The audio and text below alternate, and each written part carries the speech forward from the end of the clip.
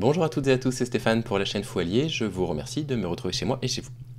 Sur cette chaîne, à plusieurs reprises, j'ai parlé d'affaires en cours d'agression sexuelle présumée, et à plusieurs reprises, j'ai lu les déclarations des hommes qui étaient accusés d'agression sexuelle, en expliquant qu'on pouvait apprendre pas mal de choses de leurs déclarations.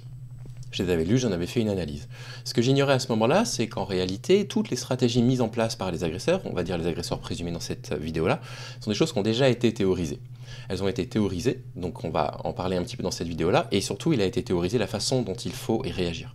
Et c'est tout l'intérêt de cette vidéo-là. Je vais reparler des affaires qui concernent Léo Grasset et MJ Fermella, alors qu'on s'entende bien, mon objectif dans cette vidéo-là, c'est pas du tout d'affirmer qu'ils sont coupables de quoi que ce soit, c'est pas du tout de me substituer au travail d'un juge, au travail du commissariat, au travail d'un procureur, c'est simplement de vous reparler en fait avec un point de vue, on va dire, un tout petit peu plus érudit, de leur défense, à travers 5 points.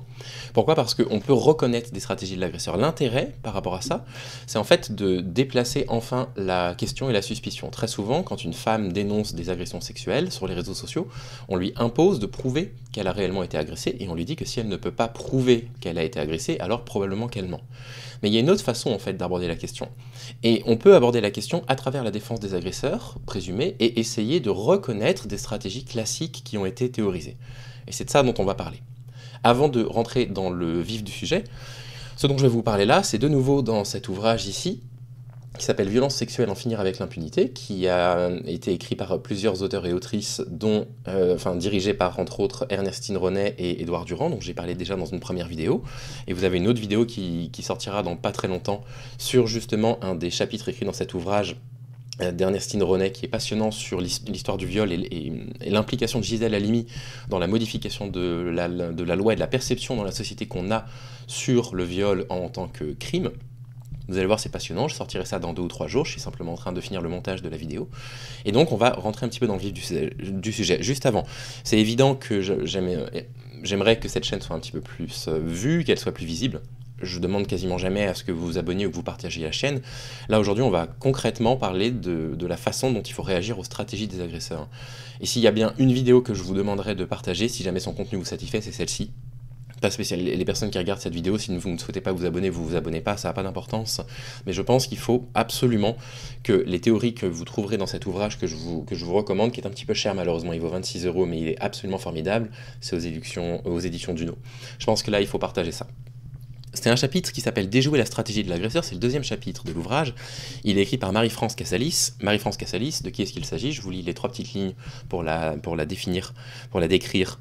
En avant-garde, on nous dit que c'est la conseillère technique à la délégation régionale aux droits des femmes et à l'égalité d'Île-de-France, cofondatrice et responsable de la formation du collectif féministe contre le viol. Et elle nous parle de 5 stratégies mises en place par l'agresseur. Et vous allez voir qu'on va faire la comparaison avec les défenses de Léo Grasset et de MJ, dont j'ai parlé sur cette chaîne. Si ça vous intéresse, vous les retrouverez facilement. Ce sont des vidéos qui sont sorties en décembre 2022, et pour Léo Grasset, je crois en novembre. Vous les retrouverez facilement dans la playlist. Et elle nous dit que les agresseurs mettent en place 5 stratégies pour pouvoir, on va dire, agir en toute impunité. Ou en tout cas, essayer d'agir en toute impunité. La première des stratégies, c'est l'isolement de la victime. Le paragraphe nous dit ceci: l'isolement de la victime, il se fait géographiquement, socialement, affectivement, familialement ou professionnellement. Les premières manœuvres sont progressives, elles sont bien argumentées, difficiles à identifier comme coercitives. Parents, amis, collègues, les contacts s'espacent, les liens se délitent. Plus personne à qui confier ses doutes, ses interrogations. Plus personne auprès de qui valider le malaise, la gêne que la victime commence à ressentir. Et là, par rapport à cette partie-là, sur l'isolement de la victime, ce qu'on peut tout de suite dresser comme parallèle, vis-à-vis de la défense de Léo Grasset et de la défense de MJ, je ne dis pas qu'ils sont coupables de quoi que ce soit, je parle de leur défense, c'est que dans leur défense, Léo Grasset explique qu'il a essayé d'isoler Manon Bril, en créant des forums de discussion dans lesquels il la dénigrait.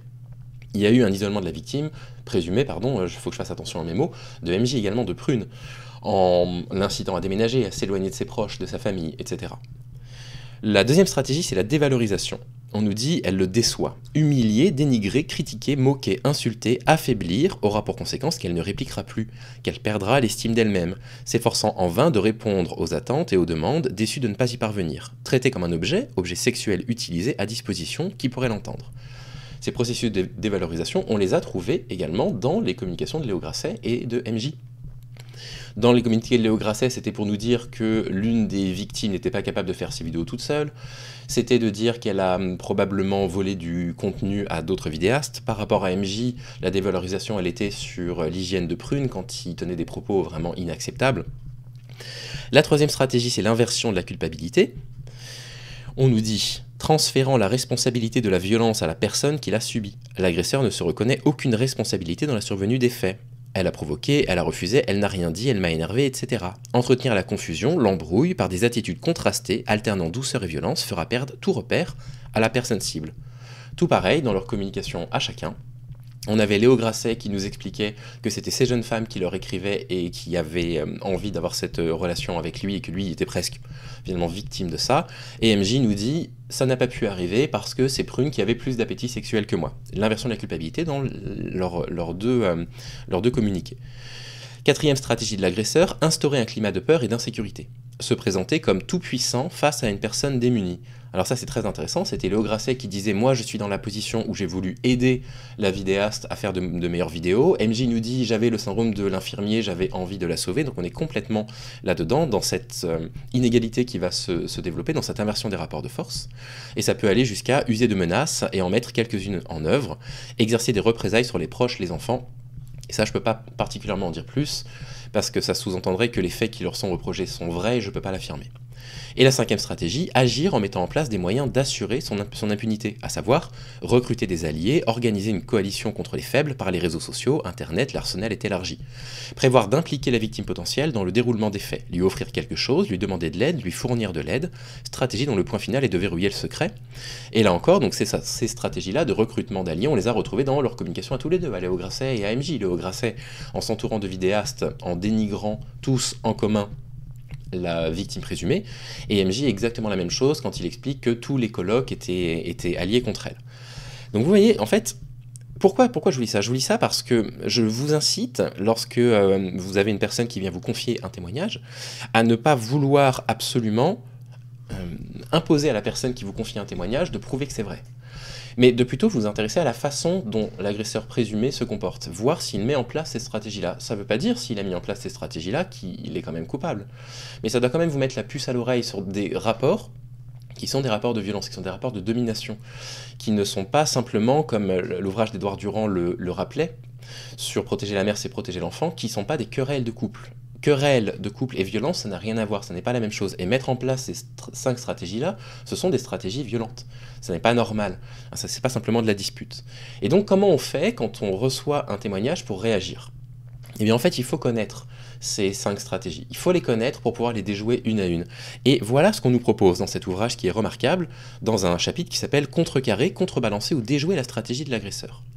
À propos de la stratégie d'isolement, on nous dit il faut qu'on se rapproche, qu'on manifeste notre intérêt pour la victime, qu'on essaye d'être en contact avec elle, ne pas laisser le silence entre les deux, et l'aider à repérer autour d'elle ce qui peut l'aider et la soutenir. Et tout ça rentre dans ce qu'Édouard Durand disait dans son ouvrage que je viens de citer, à savoir que la société civile doit être beaucoup plus impliquée par rapport à ces histoires-là, entre autres que c'est aussi notre rôle en tant que civil de rappeler la loi, et de rappeler que la violence est punie par la loi. La violence est interdite, quel que soit le degré de violence. Par rapport à l'humiliation ou le fait que les victimes soient parfois traitées comme des objets, on nous dit il faut les valoriser, mettre en exergue chacune de leurs actions, dire qu'elles sont courageuses, qu'elles cherchent des solutions, qu'elles envisagent des possibilités, saluer leurs capacités.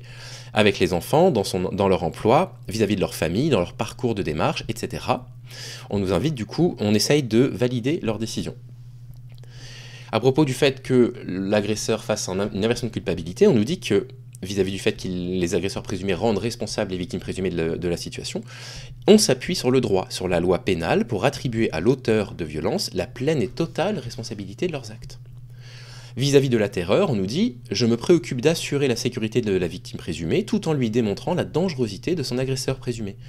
Je résiste moi-même à l'emprise de la peur et pour cela je fonde mon raisonnement et mes déclarations sur la loi qui sanctionne et réprime de tels agissements. » C'est juste, voilà, rappeler la loi. La violence est interdite par la loi. Et enfin, vis-à-vis du fait que l'agresseur présumé cherche à assurer son impunité en recrutant des alliés, on nous dit « Je reste sur mes gardes pour ne pas, à mon corps défendant, être à mon tour recruté parmi ses alliés. » C'est là qu'il faut refuser catégoriquement les discours des agresseurs présumés qui voudraient faire de nous des alliés. Nous, on n'a pas à prendre parti. Par contre, si on reconnaît ces stratégies-là, notre rôle en tant que citoyen, c'est le rappel à la loi. S'il y a eu des violences, ça n'est pas normal. On nous dit que c'est peut-être la plus difficile de notre mission, car l'ensemble de notre système culturel et social est du côté des agresseurs, du côté des forts, du côté des puissants. Il nous faut résister aux réflexes ancestraux, déni de la gravité des faits, recours au fatalisme, paresse à affronter les personnes dominatrices et choix des procédures relevant davantage de la médiation, de l'accommodement ou de la réciprocité. Passionnant. Encore une fois, alors non pas encore une fois parce que je sors cette vidéo avant, j'inverse un peu mon ordre de sortie. Violence sexuelle, en finir avec l'impunité, éducation d'UNO, c'est formidable, c'est passionnant, je vous le recommande grandement. C'est vraiment un ouvrage citoyen, c'est vraiment de la science sociale avec une visée extrêmement optimiste pour nous montrer qu'on peut changer les choses, que nous les citoyens, on peut agir positivement pour changer la société. Voilà quelles sont théorisées les 5 stratégies de l'agresseur, voilà les liens que j'ai faits avec les défenses de Léo Grasset et de MJ, et vous avez maintenant les solutions pour réagir à ça. J'espère que ça vous aura été utile. Je vous incite à partager cette vidéo si vous l'avez trouvée intéressante. Celle-ci, j'y tiens, ça fait partie des choses qui devraient être connues par tous et toutes. Et en attendant, je vous souhaite de prendre soin de vous, et je vous dis à dans 3 ou 4 jours pour une vidéo sur l'histoire du viol et sur l'impact d'une plaidoirie de Gisèle Halimi sur la transformation de la loi et sur la façon dont la société considère le viol comme un crime. À bientôt.